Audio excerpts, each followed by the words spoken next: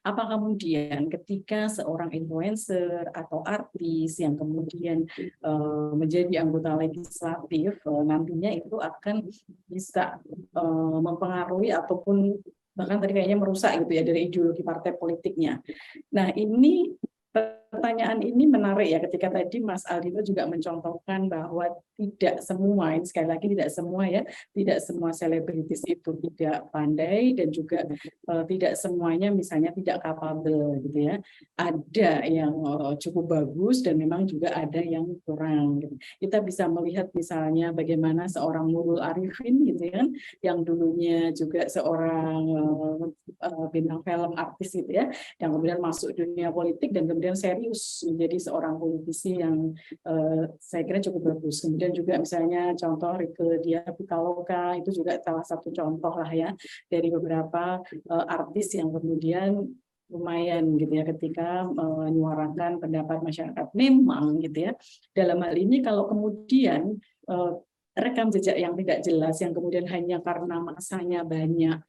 Saya masih ingat gitu ya perdebatan dulu sekali gitu ya oleh guru besar, salah satu guru besar di Universitas Airlangga di mana saya belajar bahwa ketika kita nantinya pada sebuah sistem pemilihan proporsional terbuka, maka orang yang pinter di partai politik yang sudah dikader itu bisa tergeser dengan mudah dengan popularitas.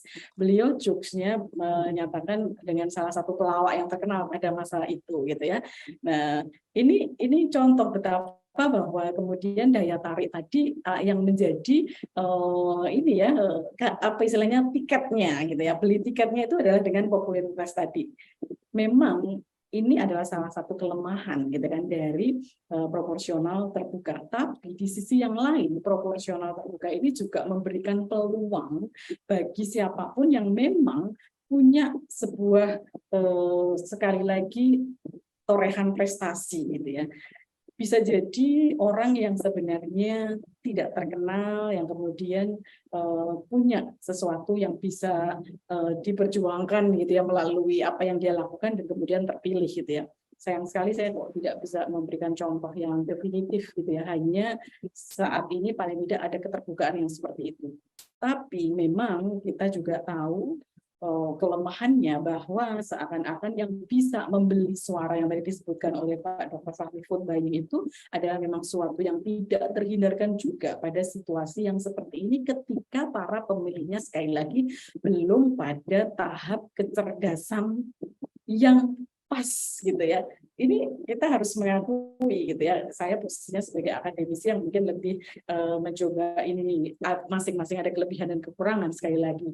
Nah, disinilah kemudian kalau para pemilih hanya sesaat yang ini ya yang diharapkan adalah ibaratnya pesta rakyat sesaat itu tadi, maka ya selesai bahwa demokrasi hanya sekedar untuk selebrasi. Tapi semakin ke depan harapannya para pemilih, para anggota masyarakat ini juga semakin meningkat kecerdasannya. Apa sih konsekuensinya ketika sembarang dalam memilih calonnya, maka konsekuensinya dia akan menanggung 5 tahun ke depan. Nah, di sini perlu kecerdasan. Tentu ini menjadi tugas kita bersama gitu ya, bagaimana bersama-sama untuk mencerdaskan kedewasaan ataupun ini ya kematangan gitu ya dalam berpolitik itu tadi. Itu mungkin komentar saya yang pertama untuk Mas Aljino. Nah, apakah kemudian itu bisa merusak ideologi parpol? Saya kira dengan jumlah anggota ini ya anggota legislatif dari yang mewakili satu partai tertentu itu cukup banyak dan artis itu hanya satu dua gitu ya, yang kemudian tentu saja tidak akan mudah lah. Apalagi partai-partai yang sudah tua, yang sudah eksis, tentunya mereka tetap akan mengusung platform politiknya dengan sangat ketat dan saya kira itu tidak akan terlalu banyak lah berpengaruh. Memang orang seringkali melihat aspek negatif yang kemudian juga bisa menjadi role model gitu ya bagi para pemilihnya. Tapi harapannya sekali lagi dengan kecerdasan tidak akan kemudian memilih sesuatu yang buruk. Kita bisa melihat saat ini masyarakat luar biasa gitu ya dengan adanya keterbukaan, adanya dunia digital yang luar biasa semakin meningkat, maka hal-hal yang sekiranya tidak patut, tidak wajar, maka mudah sekali kemudian untuk diketahui dan kemudian ada upaya untuk melakukan kontrol terhadap hal-hal yang dianggap penyimpangan tadi.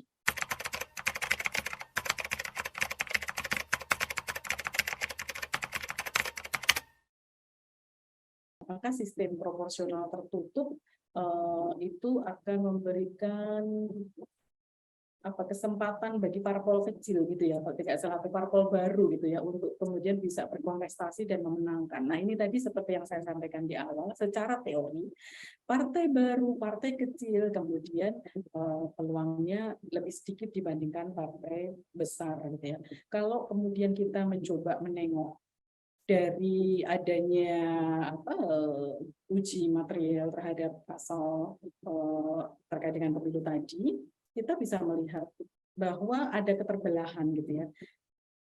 Partai yang mendukung proporsional tertutup dalam hal ini adalah PDIP, dan kemudian partai yang menolak ataupun mendukung sistem yang proporsional terbuka, kita bisa lihat ada 8 partai besar dalam hal ini yang kemudian mereka menolak gitu ya terkait dengan sistem yang proporsional tertutup. Ada Golkar, ada Gerindra, ada Nasdem, ada PKB, Demokrat, PKS, PAN, P3. Ini kita lihat mereka yang bersuara ini sebetulnya adalah partai-partai besar semua yang kita sudah tahu semua gitu ya. Tapi partai-partai kecil dalam hal ini PSI misalnya yang kemarin sempat bersuara juga gitu ya, bahwa mereka juga menolak gitu, meskipun sekali lagi gitu, dalam hal ini mengenai terkait dengan peluang atau kesempatan itu sebenarnya adalah by proses ya, bagaimana kemudian nantinya partai politik meskipun dia baru, kalau memang dia bisa menancapkan image kepada para pemilihnya, bisa jadi dia juga kemudian masuk gitu ya dan terpilih gitu ya. Tapi bisa juga ketika partai besar yang kemudian rekam jejaknya itu ternyata mengecewakan, bisa jadi dia juga tidak akan dipilih. Nah, persoalan ini sekali lagi adalah persoalan peluang. Kalau secara teoritis yang kecil dan kemudian yang baru akan sulit gitu ya di dalam proporsional tertutup, tapi itu kan sekedar dugaan yang kemudian kita perlu buktikan. Kalau Indonesia ini pada prinsipnya kan memang awal-awal dari tahun 55 tadi sudah juga saya disampaikan oleh Pak Fahri maupun saya sampaikan itu adalah proporsional tertutup, dan kemudian kita itu mengenal proporsional terbuka itu adalah setelah ada putusan Mahkamah Konstitusi, sehingga kita di 3 periode pemilu lah ya, 2009, kemudian 2014 dan 2019 kita mengalami sebuah sistem pemilu dengan proporsional terbuka. Nah, jadi dari 3 kali itulah yang kemudian dilakukan evaluasi dan merasa bahwa memang ini ya uang itu memang luar biasa besar gitu yang kemudian sebenarnya juga kita juga apakah memang nanti itu akan berlanjut terus gitu ya, ketika memang kecerdasan, kedewasaan dan kematangan para pemilih itu memang masih bisa dibeli, maka ya kita nggak bisa jadi kita memang harus mengevaluasi. Tetapi kalau memang kita masih optimis bahwa rakyat ini nanti akan lebih matang dalam berdemokrasi, akan lebih cerdas dalam memilih anggotanya, maka kita akan tetap bisa optimis bahwa proporsional terbuka itu lebih memberikan peluang kepada siapapun untuk bisa masuk dan terpilih di dalam kontestasi politik 5 tahun sekali tersebut. Apakah sistem pemilu di Indonesia bisa jadi bergeser gitu ya dari sistem proporsional itu kemudian kepada sistem distrik? Apapun bisa terjadi sesuai dengan kondisi masyarakat, tuntutan masyarakat. Kalau kita lihat keuntungan dari sistem distrik itu kita paling tidak bisa satu, bahwa partai itu nanti terdorong untuk berintegrasi dan bekerjasama. Kemudian fragmentasi ataupun kecenderungan mendirikan partai baru juga dapat dibendung, dan dalam hal daerah pemilihan yang kecil dan kemudian kita lihat kalau salah satu sudah unggul ya dia akan menguasai seluruh daerah itu, dan di sini tentunya mau tidak mau partai pun juga akan menjadi terbatas jumlahnya. Kita bisa melihat pada Amerika Serikat yang hanya 2 partai maupun di Inggris gitu ya, itu adalah salah satu contoh bagaimana kedua negara itu menerapkan sistem distrik dalam hal ini. Jadi sangat mungkin.